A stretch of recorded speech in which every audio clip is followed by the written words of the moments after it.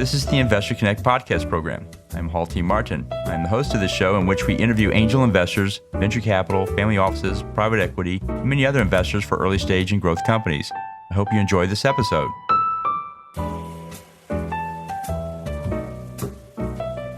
Interested in learning more about investing in startups, launching a new startup and need to raise funding?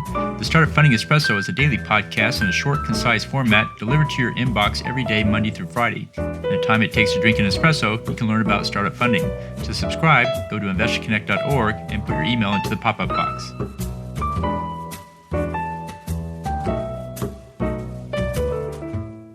Hello, this is Hall Martin with Investor Connect. Today we're here with Ron Thompson, CEO of CAIL. CAIL provides software to enterprises for connectivity, security, and to modernize information services. Ron, thank you for joining us. Thank you. So what was your background before investing in early stage companies? What did you do before? Well, I started off my career for a number of years in big enterprises. So you can kind of see how they use technology. I was a computer programmer in the early days, and then I got involved on the business side with pricing and making the market and all that kind of stuff to enable people to benefit with technology. So I did that for about 10 years. And then I was a founder of CAIL. So I'm a founder. So when we do venture investing, it's easy for me to relate to founders because that's what I was in the beginning and having a technical background.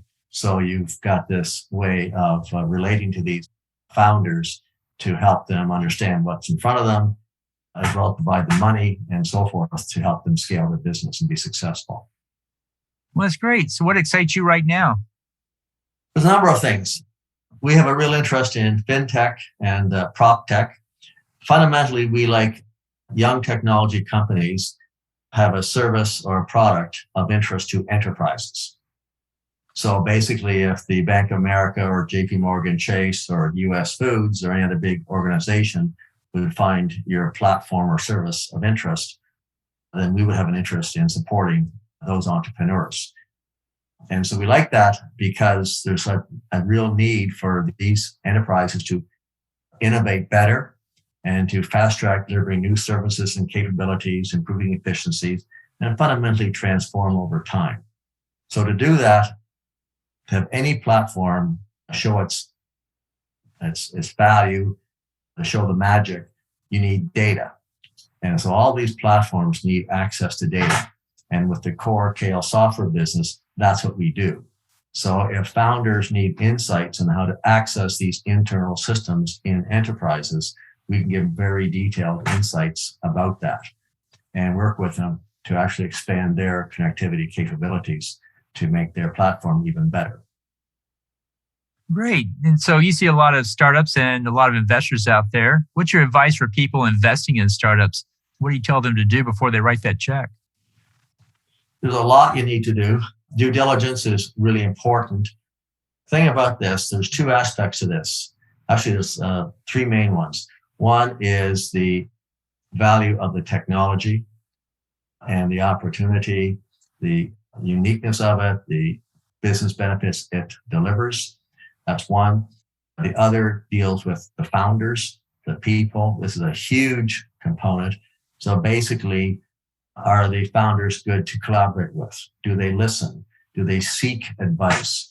Do they seem serious about success and hell-bent one way or another to make it happen? And that means evolve the product, have high stickiness with it, and articulate a very compelling value proposition and how you're delivering important benefits on business terms. So that's the second. The third gets into the other investors.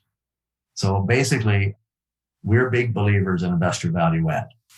So basically, if you don't provide value add, it's dumb money. So because they can't get money from a bank, they come to us. But the attitude is the same, and that's very problematic. So when you get involved with investors like CAIL and others who have knowledge and connections and value add, the founders need to be very aggressive pursuing that knowledge, picking their brains, and trying to leverage this brain trust they've got at their disposal to improve understanding of the landscape, where the opportunities are, what kind of metrics, what kind of, issues there could be in the making and so forth.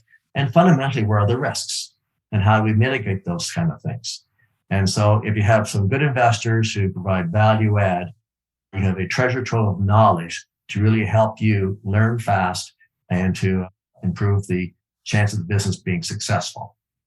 And in the end, it's all about managing risk. And these three main things to get a handle on when you're looking at investments is really important to understand that stuff so you can make your own assessments where the risks are, where the issues are, and how to mitigate these things and benefit by the knowledge of others, the founders as well as the other investors, to fast track understanding how to scope things out and put things in the term sheet around contributions, but also terms, like what triggers reviews.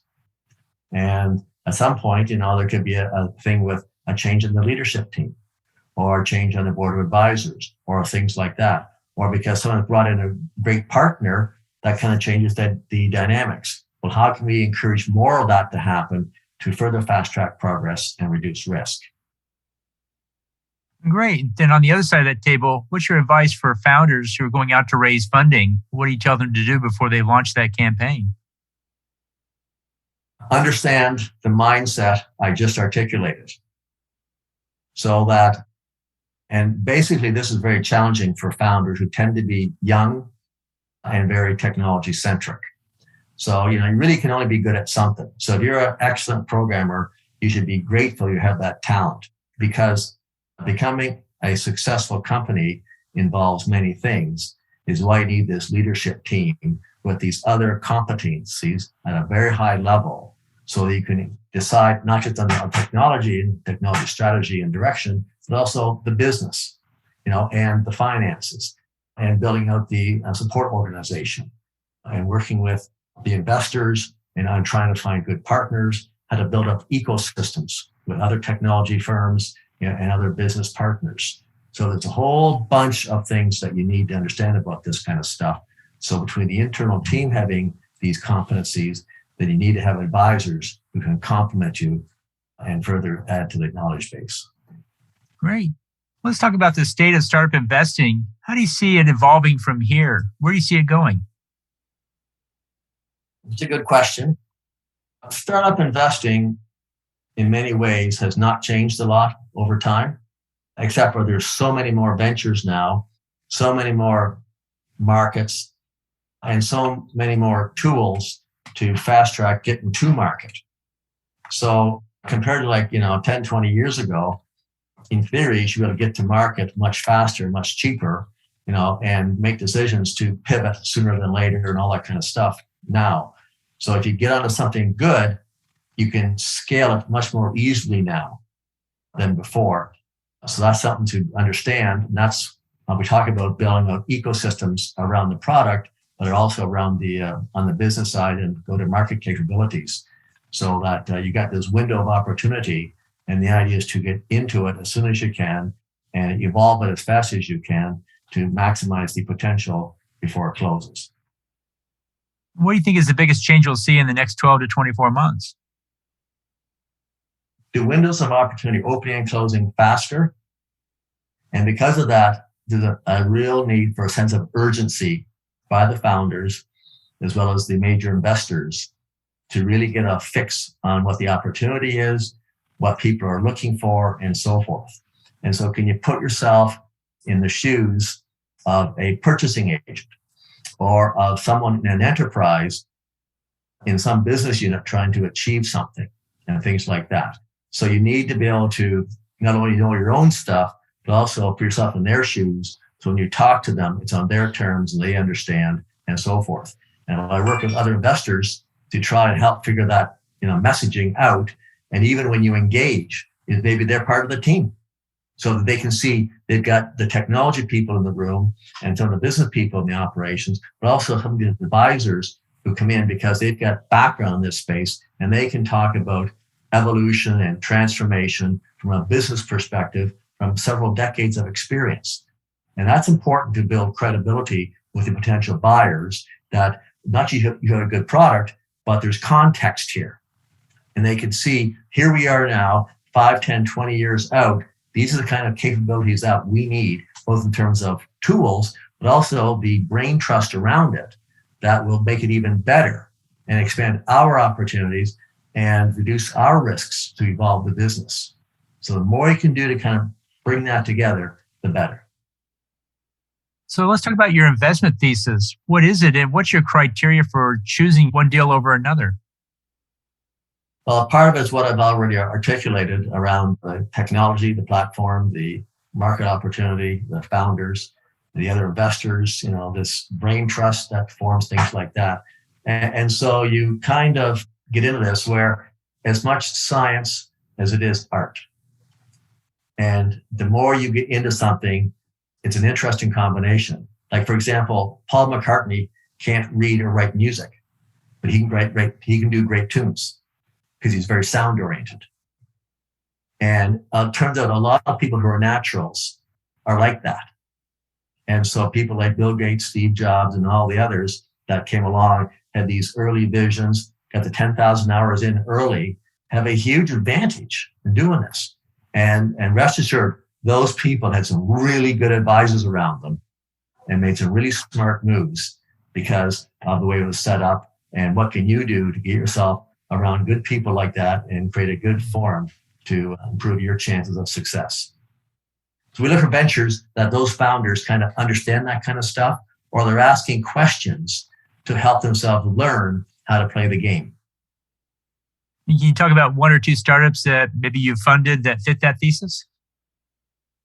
You don't find it in totality out of the gate. You see some things that, the person gets it. Other things, you hope they will get it. And so what we do is we will send in questions, or we will forward things that we see from the news that could impact their business. And we'll ask them, so could this be something that you guys should check out, or check these guys to be a partner out? Or is this a potential customer, or some other way it could impact the business? And we see if they respond in kind to that suggestion. And you would not believe how many times you're blown off. So we do this before we write checks, just to kind of gauge attitude. So you're looking for aptitude, attitude, competency, being serious about success. And also, that's a shared understanding of what success means. I've seen founders, when they got 100 people, they view that's being successful, even though they're burning a whack of money. So I look at success, you got to have a bunch of people, and even if you're running a deficit yet, you can see that it's going to end at some point and become a highly lucrative business as it scales. Now, everyone knows this is the theory. Interesting, when people get into try and make it happen, they raise a few $1 million. It's amazing how many founders kind of start, thinking they're it. And this is a great thing. They have their empire, their people, things like that. And that's all that really matters. So it's very self-centric. It's very, it's just whatever, but it's not business. And so the fundamental understanding is when you start taking money from people like me, it goes from being a hobby or family concern to becoming a business. And when the VCs get involved with the later stage rounds, it better be a business, because they look at the whole thing on the business model, the market opportunity, and they insist on kind of like certain veto rights or certain presence and things at the board level, and.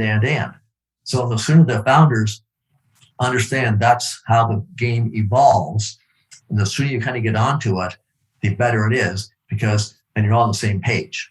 And a big thing here is being on the same page, learning fast, evolving, and being very entrepreneurial and opportunistic. And working that brain trust to figure it out and know how to test and pivot and push. So what do you think is the main challenge startups face in today's market in launching their business? Like they've always faced. They don't know what they don't know. And many times they don't want to know. So we look for this in our due diligence. And it's basically, it's attitude. And some people they just don't know. They don't really, they want to do it because their friends talk about it and it's cool. Or it's being an entrepreneur these days. it's cool. It's a thing to do.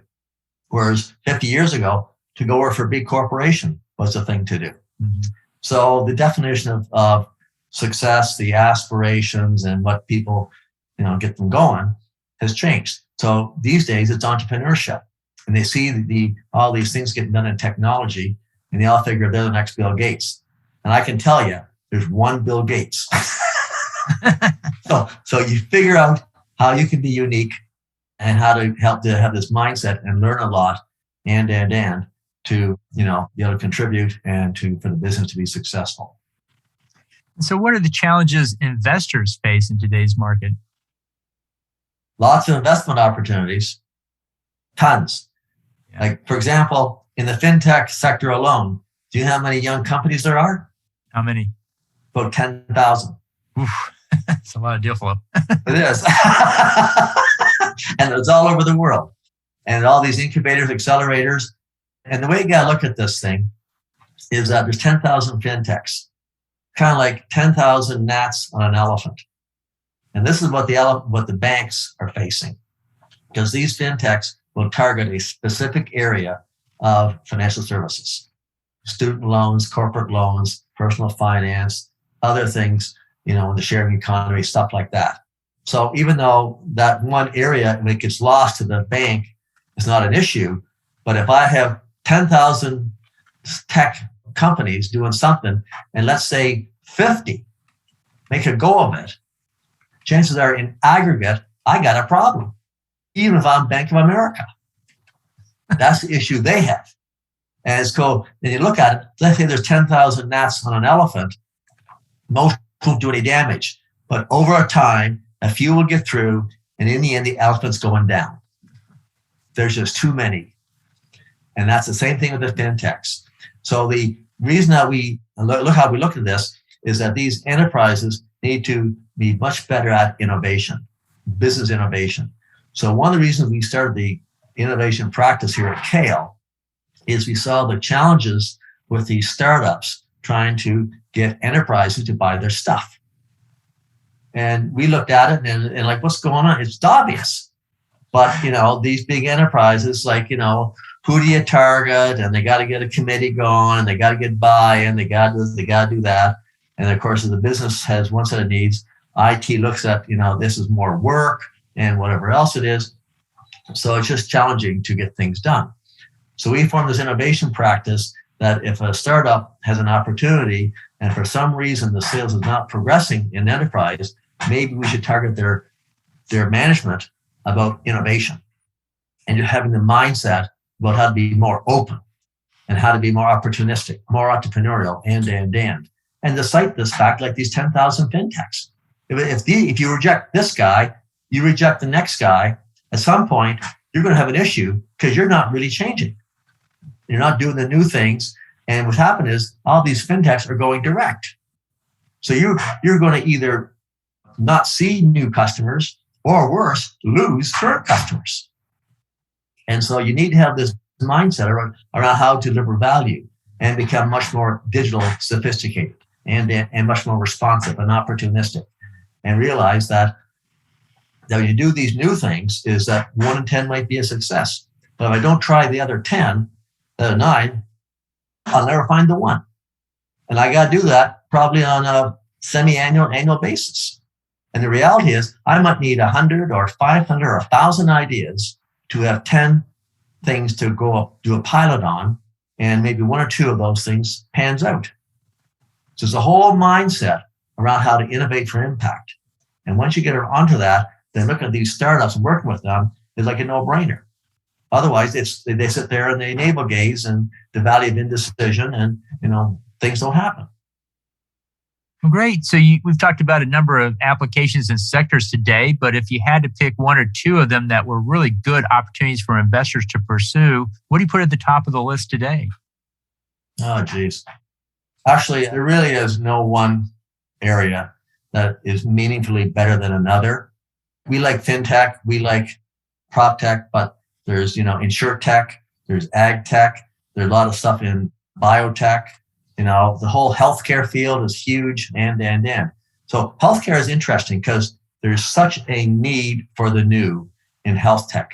But the blockers to adoption and is huge, both mentally with the establishment, the costs, and. So it's just very problematic to affect change in healthcare or in government. And in fact, the larger the organization, and the more entrenched the industry, the more challenging it is to affect change. And so these young tech companies come along and they see these great big Fortune 500 companies. And they just look like whales just taking in the money, and there's nothing going on there just because they've been around 100 years. And they look at that, holy cow, and look at what Robinhood did for trading. And look what a bunch of other companies have done, like Amazon for retailing, and Apple for music, and Uber for transportation, and Airbnb for accommodation. Like those are just the early examples of established industries changing, and they're just getting started. So you look at that, like even with Uber, now the whole thing around electric is coming in. So the whole transportation sector is further changing. And what are the chances of the major auto companies being players 25 years from now as this market continues to segment and these new things keep coming up, and it's all technology driven? They're working hard to do it, but it's not the mindset of management. And furthermore, the senior executives in these big established companies don't have a technology background or understanding of digital or feel for it. And they're being asked to commit millions and billions to new digital initiatives. How do they decide? Very challenging. And that's why we try and get in there with them with this innovation practice to explain this kind of stuff and give these guys a chance. And yeah, there's going to be failures, but I got to find the one. And I got to find another one. And over time, I'm making that, easier and better to be more successful. If I don't get onto that path, at some point, I'm going to be either bankrupt or bought. Mm-hmm. That's the situation. So it is what it is. It is. So in the last few minutes that we have here, what else should we cover that we haven't?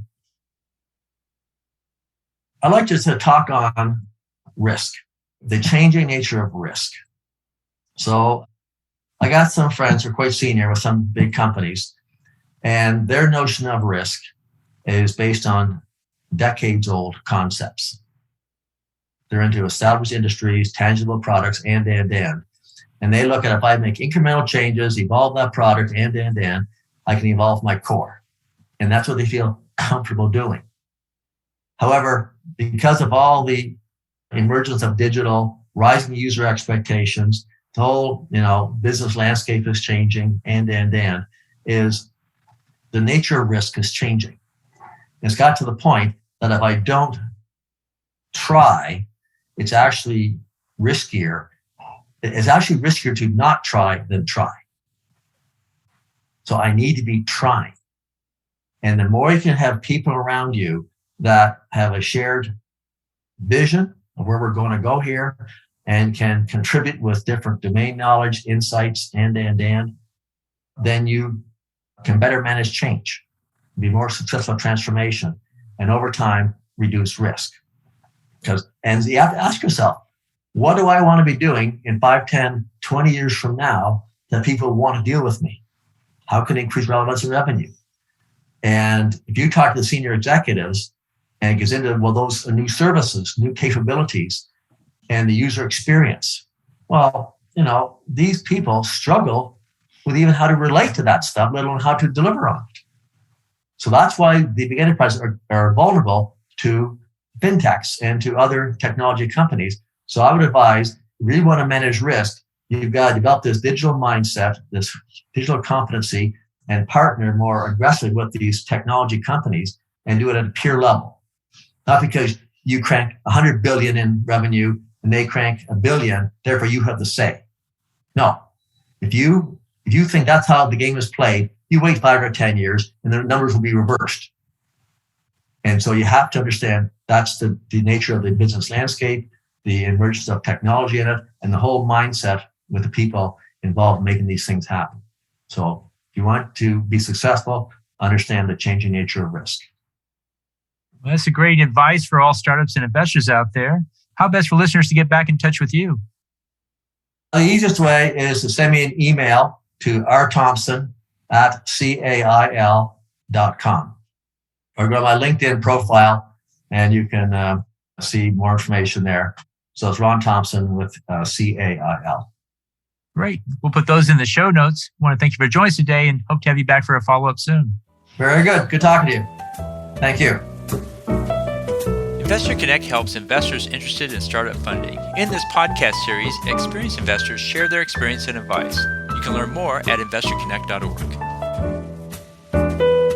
Halty Martin is the director of Investor Connect, which is a 501c3 nonprofit dedicated to the education of investors for early-stage funding. All opinions expressed by Hall and podcast guests are solely their own opinions and do not reflect the opinion of Investor Connect.